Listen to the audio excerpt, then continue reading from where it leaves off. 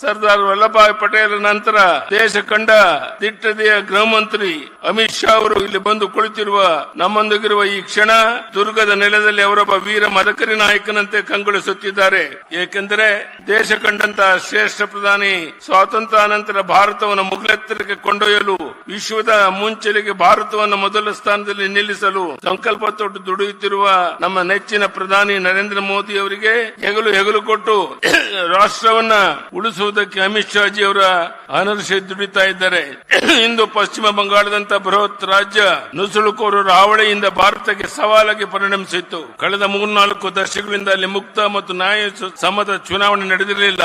ಅಂತ ಪಶ್ಚಿಮ ಬಂಗಾಳದಲ್ಲಿ ಹಿಂದೆಂದೂ ಕಾಣದಂತ ಚುನಾವಣೆಯನ್ನು ಯಶಸ್ವಿಯಾಗಿ ನಡೆಸಿರುವುದು ಕೇವಲ ಪ್ರಜಾಪ್ರಭುತ್ವ ಜಯವೇ ಅಲ್ಲ, ಭಾರತದ ವಿಜಯ ಎಂದು ಜಗತ್ತಿಗೆ ಸಾರಿದ ಪ್ರಧಾನಿ ನರೇಂದ್ರ ಮೋದಿ ಅವರು ಅಮಿತ್ ಶಾ ಜಿ ಅವರ ಜೋಡಿ ಶಕ್ತಿ ಶತಕೋಟಿ ಭಾರತೀಯರಲ್ಲಿ ರೋಮಾಂಚನ ತರಿಸಿದೆ.